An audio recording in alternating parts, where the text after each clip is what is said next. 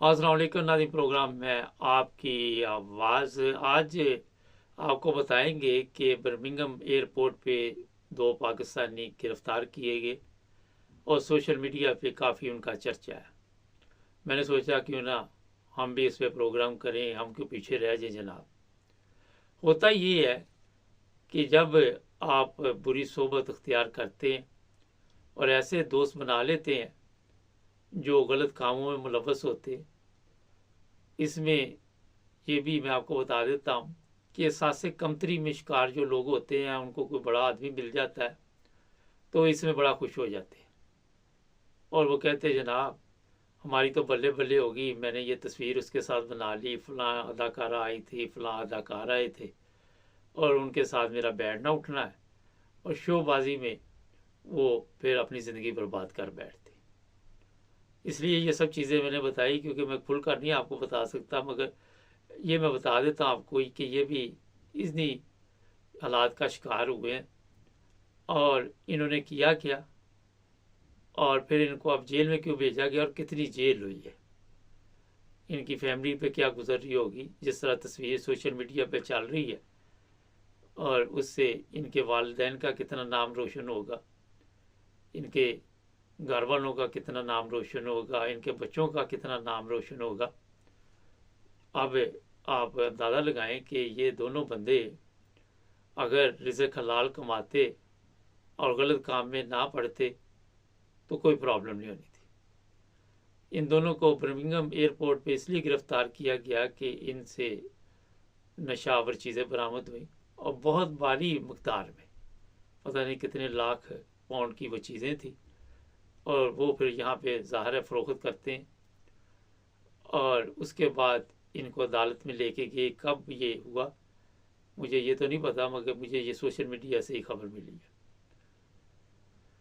तो जनाब 18-18 साल जेल की सलाखों के पीछे इनको अब रहना पड़ेगा। ठीक है, यहाँ पे उस तरह की जेलें नहीं है जिस तरह पाकिस्तान है, मगर इनकी अगर उम्र 50 के करीब हुई तो बाकी ज़िंदगी जो है वो जेल में गुजारेंगे। जब बाहर आएंगे तो लोग इनके पास नहीं बैठेंगे, बच्चे इनके रुल जाएंगे, कोई रिश्ता नहीं देगा। और किसी को मेरा ख्याल है कि इस चीज़ का अगर एहसास हो कि मेरी फैमिली की इज़्ज़त पे फ़र्क पड़ेगा, मेरे ख़ानदान की इज़्ज़त पे फ़र्क पड़ेगा, तो वो इस तरह का काम नहीं करता।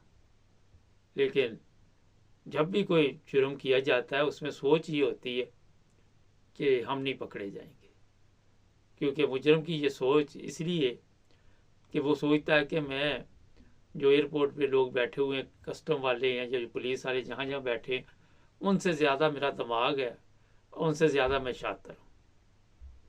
और फिर ये नहीं कि ये दो ही होंगे, पाकिस्तान से ये मंगवाते थे जो यहाँ पे खबर लगी हुई है, वहाँ भी मुकम्मल तौर पर आपको पता है कोई ऐसा गैंग होगा जिसके साथ ये मिले होंगे।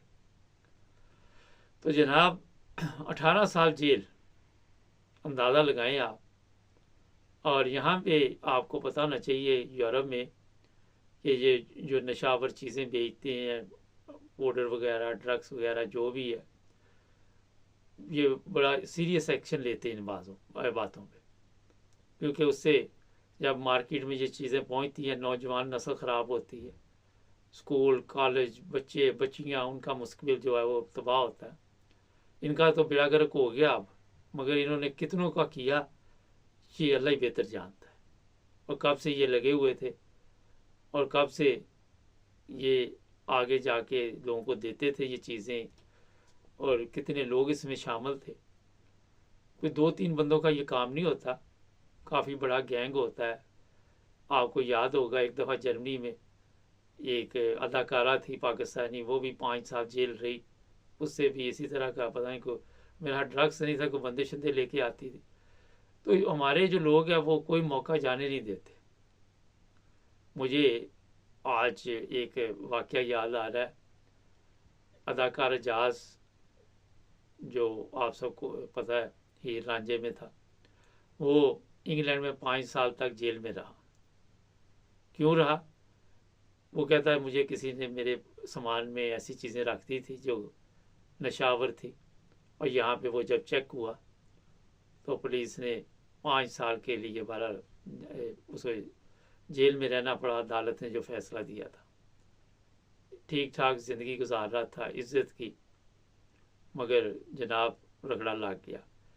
और कई लोग हमारे जानबूझकर भी ये सारा कुछ करते हैं। कोई सऊदी अरब में आपने देखा कई दफ़ा कोई पकड़ा गया, जूतों में कुछ लेके जा रहे थे, जूते किसी के थे, फिर उनको तलाश किया। और जब भी कोई सामान लें किसी से तो वो भी चेक कर लें। मगर जो ये अलहदा केस है, इन्होंने जानबूझ के ये सब कुछ किया। और मेरा ख्याल है कि मुझे ये भी आपको बताते हुए कोई इतना बड़ा फ़र्क नहीं पड़ता कि इतला मिली कि मिनी कैब ड्राइवर थे पहले और ठीक ठाक काम चल रहा था। दूसरे मिनी कैब ड्राइवर भी तो कानूनी तौर पर काम करके ज़िंदगी गुजारते हैं।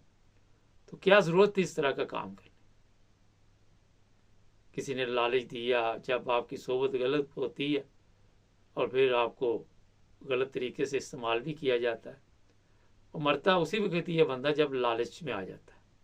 इसीलिए कहते हैं लालच बुरी बला है।